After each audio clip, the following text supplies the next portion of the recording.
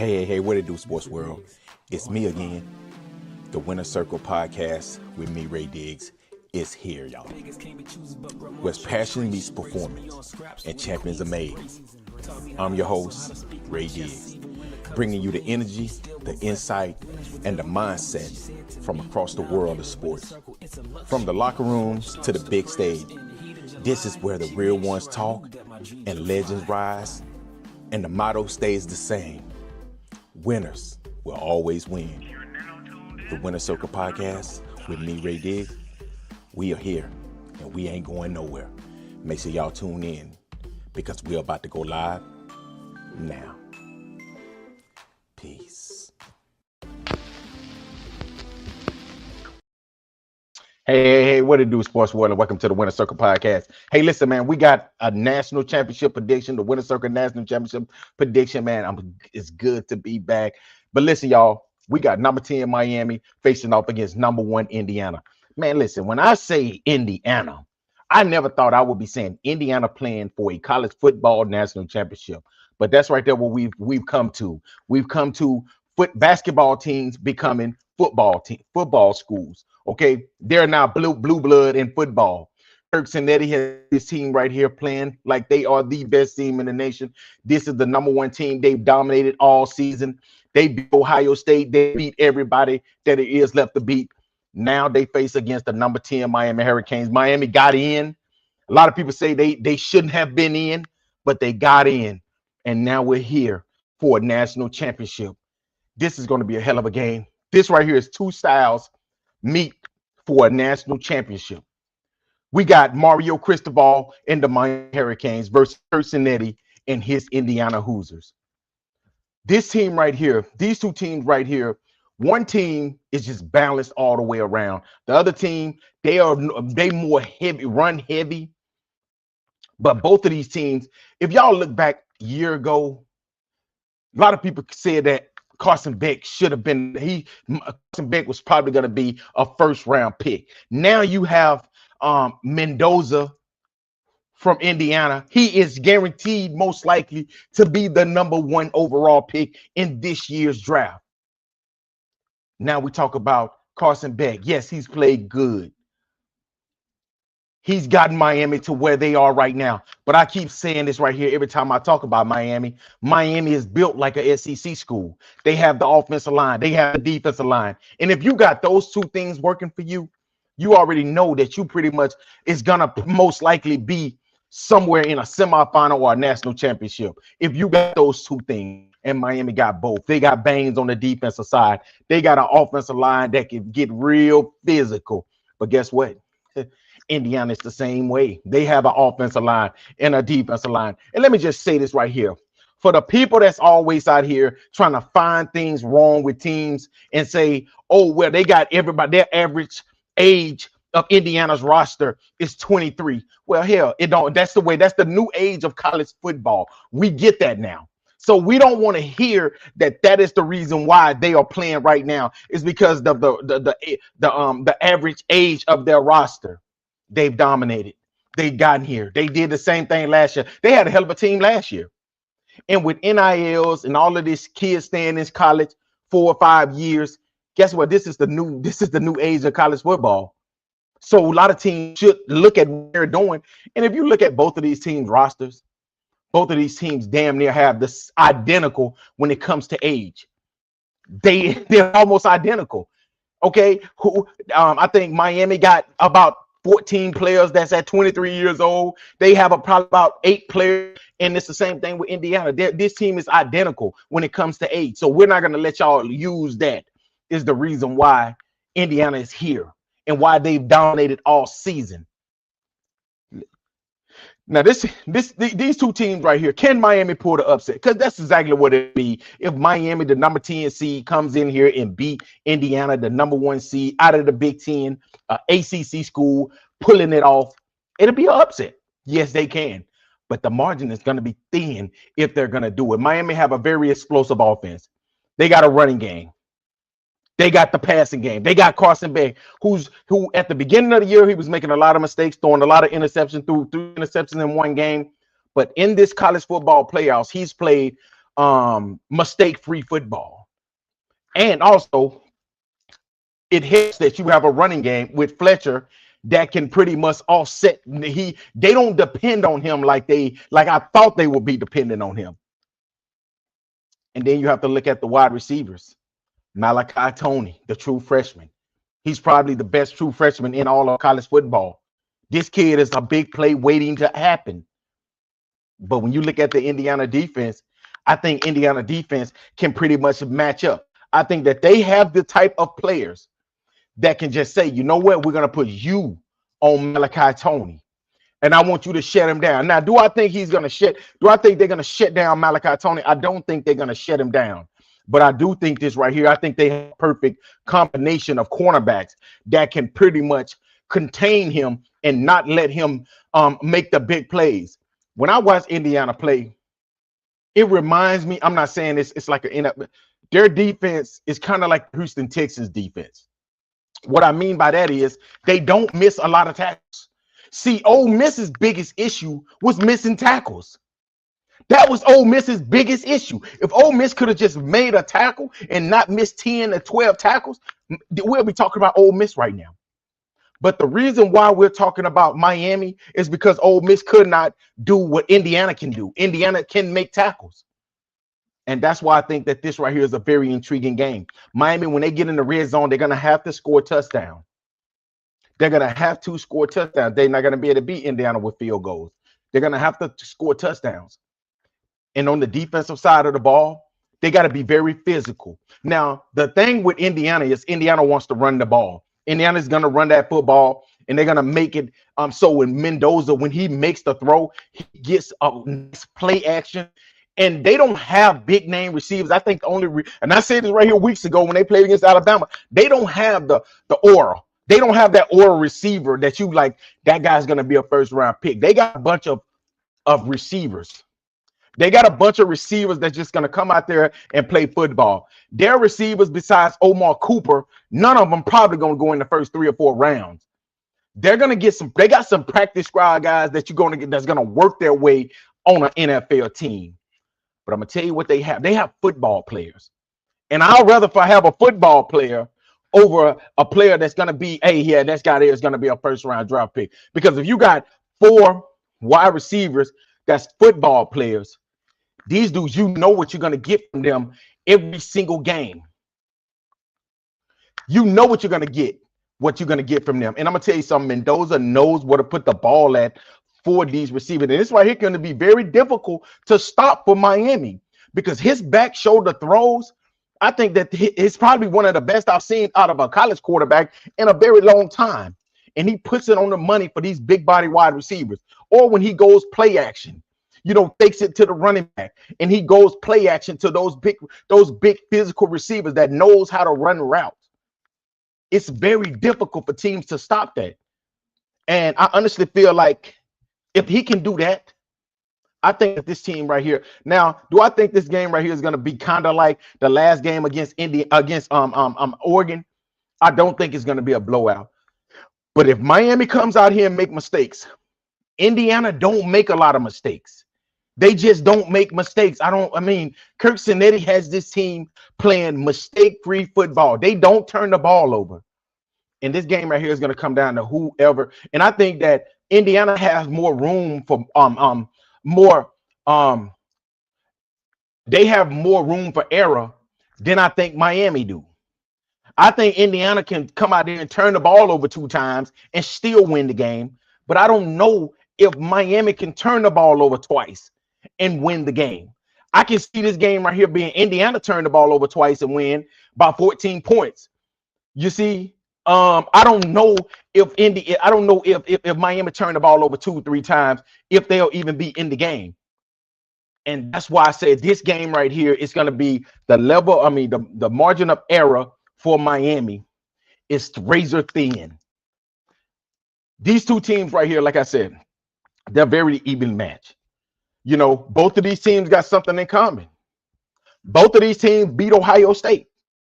Now, we'll say this right here. I give the edge to Indiana, being that they beat Ohio State, when a lot of people felt like Ohio State was invincible. When they beat them, they was undefeated. Ohio State was undefeated. You know, a lot of people didn't feel like nobody could score against this defense. A lot of people feel like a lot of people feel like Ohio State was invincible at the time when they played in the Big Ten championship game. What Indiana did was they softened them up. You saw that because they softened them up from the Big Ten championship, and it led into the college football playoffs when Miami played them, because that was their first game back from that loss. So I honestly feel like Indiana gave Miami kind of a little edge when they played them.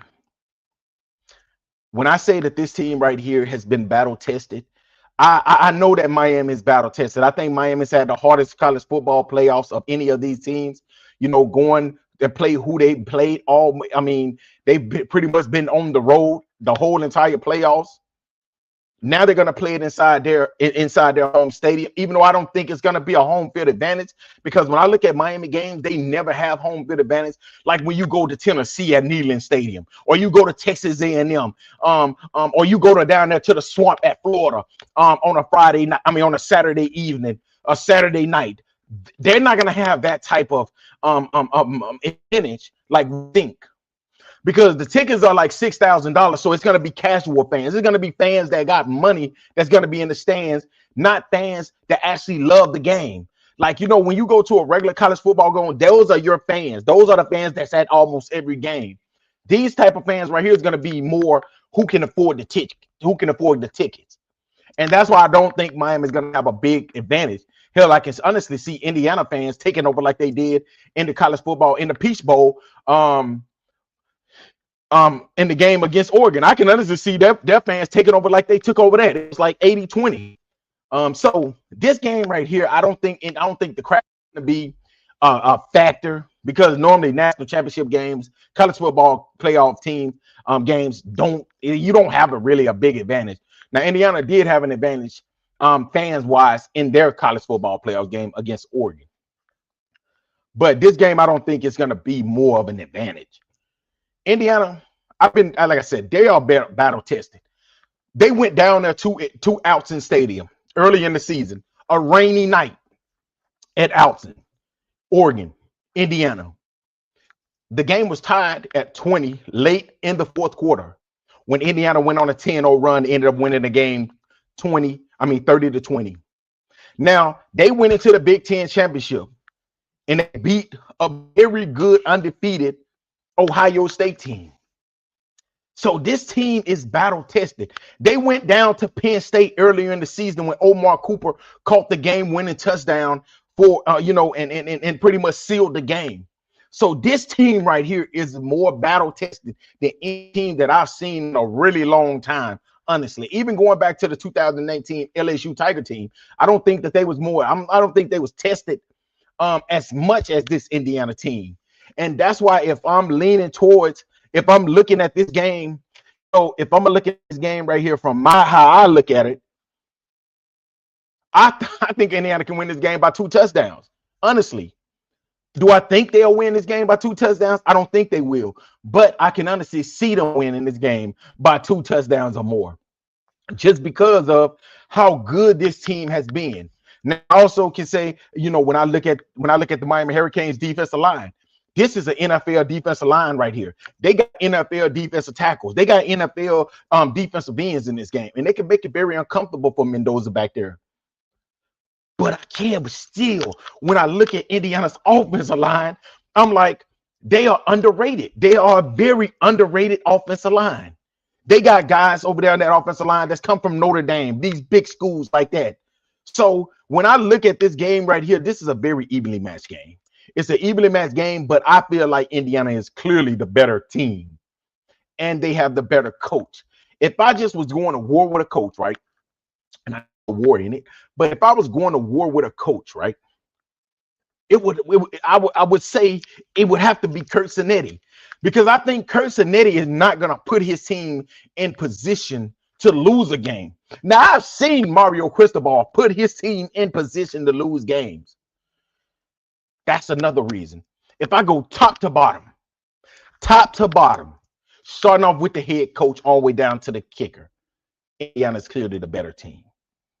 The only thing I honestly feel, I think that Miami is the better at the offensive line. I think their offensive line is clearly better. I think running back position even. I would give Indiana the edge at quarterback. I would give them a nice edge at the head coaching position, and that's the biggest position. Um, and when I look at Kurt Cinetti, I think he learned more from Nick Saban than I think Mario Cristobal did. If that makes sense. You know how a person, just because a person was around a person, that don't mean that they learned a lot from him. I think that Mario Cristobal learned a lot from Nick Saban, but I think Kurt Cinetti learned a lot from Nick Saban. Meaning he took notes, kind of like how I look at Kirby Smart. I think that those two dudes, those two coaches there, learned a hell of a lot from Nick Saban. I just think Mario Cristobal learned from him. I don't think he really took notes the way these two teams did. These two coaches, which is Kurt Cinetti and Kirby Smart. So when I go head top to bottom, both of these teams got good kickers. Both of these teams got really good secondary. I would probably give the edge to Indiana secondary. Now when it comes down to linebackers and when it comes down to linebackers and defensive line, I will probably give it to Miami. Offensive line, maybe Miami that as well. Tight end, wide receivers, I think they're pretty even though they have Malachi Tony and the rest of them young fellas over there. Let me see. Daniels, I think Daniels can possibly make a big catch to possibly put Miami in position to win a national championship. But I'm gonna tell you something. I think JoJo Trader is gonna have to make a big play in this game. I know Malachi Tony, he's young, he don't know no better right now, but the kid is a baller. I think JoJo Trader is gonna have to make a big catch sometime in this game. Now, the last game I watched him play, and I feel like he dropped the few balls. I dropped the ball that he should have caught, and I don't think Carson Beck went to him after that.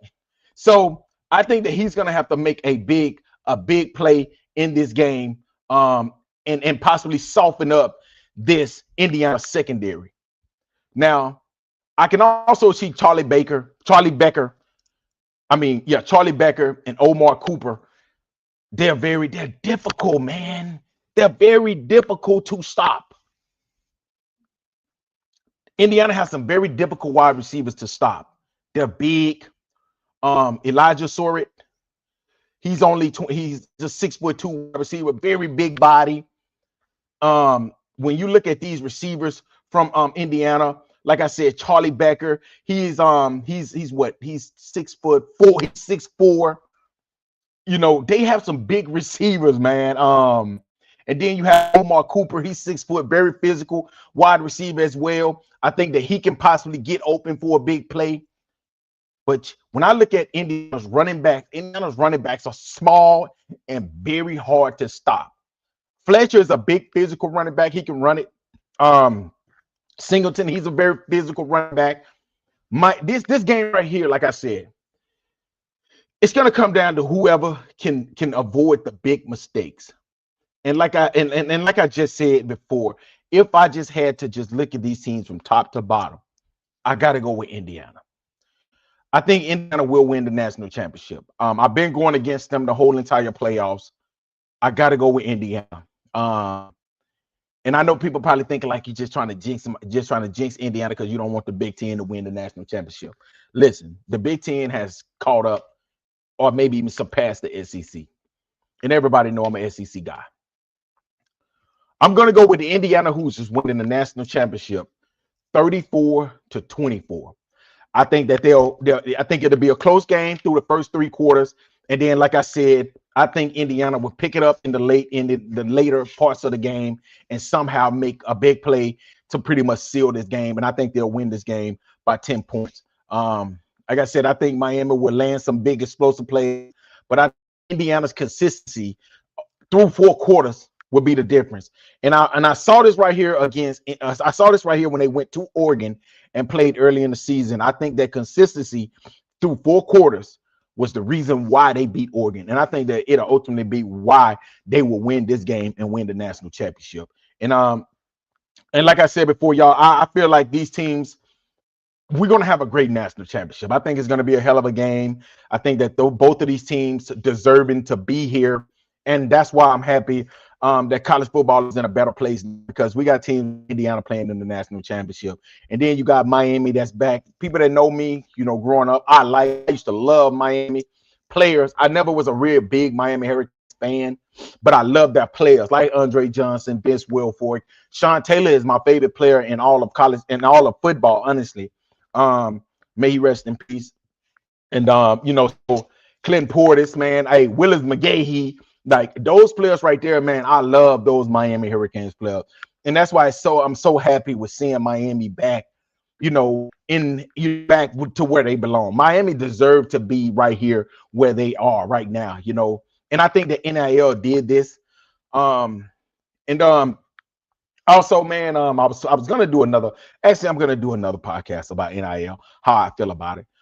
But hey, man, I just want to say, man, make sure y'all share, subscribe to the channel. Go to Facebook, Instagram, subscribe. Also, comment what y'all think the score is gonna be. I comment back. Hey, I just want to say thank y'all, man, for the support. I know I ain't been on here in a while. I ain't been on here in a couple of days, man. Been a little busy, with work and everything. It's the first of the year. So, we be real busy. But I'm going to continue to, bring y'all good content. And like I said, this is a hell of a national championship. It's good that we seeing two different teams. Because at one time, we saw Alabama, Georgia, Ohio State, Florida. I'm talking about, man, at one point, it was just the same teams over and over again in the national championship. And I think it's good to finally get a chance to see two new teams in here. The ACC is back. We was at one point it was Clemson every single year out of the ACC, but now we got a different ACC team. So it's good that we're finally getting a chance to see this. But hey, thank y'all, man, again for listening to another great segment of the Winner Circle Podcast. I'm gonna be coming back again. I got to talk about NIL. Also, I want to talk a few minutes about the NFL playoffs. The divisional rounds, I'm gonna give y'all my prediction on that. So make sure y'all tune in for that as well, man, because we'll be coming back for the Winner Circle Podcast with me, Ray Diggs. Until next time, y'all have a great Friday. Be safe out here, y'all. Peace. Mr. Diggs, we're on in 5. Vegas can't be choosers, but grandma chose Trace. She raised me on scraps.